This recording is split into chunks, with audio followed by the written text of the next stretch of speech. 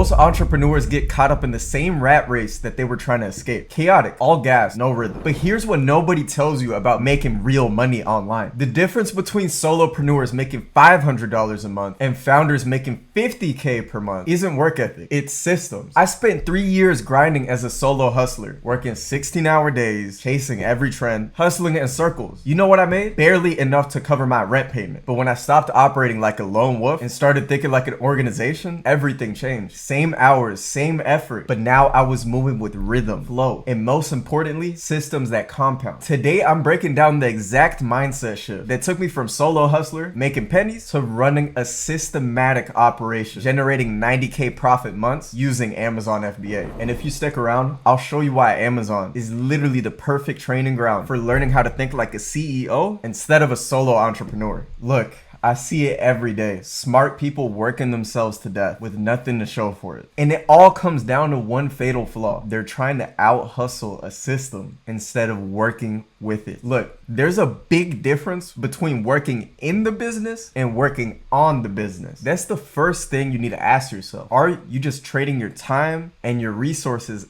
endlessly without looking at it from a bird's eye view? System operators realize that they can outsource things that they're wasting their time on. In the beginning, of course, you're working in it, but that's just so you understand everything and then you can outsource it. You don't want to stay working in it forever, because if that's the case, what's the point of starting a business? Go work a job if you just want to work inside a system. When people undervalue their time, they're just going to keep trading their time for money. It's a hustle hamster wheel. Because think about it. You could either scatter your energy and your focus across a bunch of different things, or you could have organized systems that you know yield a certain reward. For example, if I'm working on my business and I know that this certain category makes me the most profit, but if I don't have that data and I'm not organized and I don't have those systems, I'm just going to keep hustling and looking at random products that may not be where my best time could be spent. The reason a system is valuable is because it's a repeatable process that you can scale and compound. If I'm making $10 a sale and I get 100 sales, that's $1,000 a month. Now I know that that's a product that people order repeatedly. So if I just double down on that system, I could repeat that with another product and double my income. When you look at things with systems and repeatable processes, A, you become way more efficient, and B, it allows you to scale, because you can look at your forecasts and what your business is going to do in the future, all these key things. And trust me, it's a huge ego trap. I used to always just want to do everything and think that I'm the best. Nobody else could do it better than me. Well, I was in for a rude awakening. There's people that's been doing them way longer than I have and have even a better track record than I have. So not outsourcing stuff to them was foolish. Like, I was literally missing out on so much money because I just would not want to hand over certain parts of my business. But once I handed over the warehouse part, that was such a relief because I could focus on building relationships, higher leverage tasks within my business. But here's where it gets interesting. Once you understand how real founders think differently, you can't unsee it. It's like switching from playing checkers to playing chess. Real founders don't work harder. They build systems that work for them. And the first machine they build, it's in their mind. They stop thinking like an individual and start thinking like a system. The key difference here is moving as a unit versus moving alone. Literally everything in your life is a system. The school system, the job system, sports teams operate in systems. Let's use basketball, for example. They have a point guard, they have a shooting guard, they have all these different positions that operate with this system in order to win games. And the coach's job is to assign the players in the correct positions so that they get that result that they want. Everything around you is a system. Let's continue on this sports team analogy, right? Let's say you have an aligned, intentional force versus just a chaotic energy. Which team is going to perform? If the teammates are arguing against each other, how are they going to be able to handle who they're facing? It's the same thing in business. You need to learn how to work in a unit and have an efficient system so that your business could grow. Because when you're working by yourself, it's like, let's use Ronaldo, for example. If Cristiano Ronaldo just decided one day he wants to have all his players just play defense only and he's the only one playing offense, it's going to be way harder to win a game. Whereas if he has his other strikers and people that are good, he's able to come up with some plays and be able to perform a lot better. It's the same thing in business. If you're just doing everything by yourself, you're not going to move the same as an aligned force with a team. It's a night and day. For example, in our warehouse partner, we just send them items and they do everything else. They package it the correct way and they send it to Amazon so that Amazon can receive it, and Amazon usually receives it within 48 to 72 hours, so it checks in pretty quick. But that wasn't all just magic. They have systems that they developed so that they're able to take in the inventory that we send and turn it around quickly, which allows us to have a compound effect with our organization. Because if you have something like that that's pretty automated, you're able to focus on other areas of your business. And for me, that's building relationships with other brands, making better buying decisions, and forecasting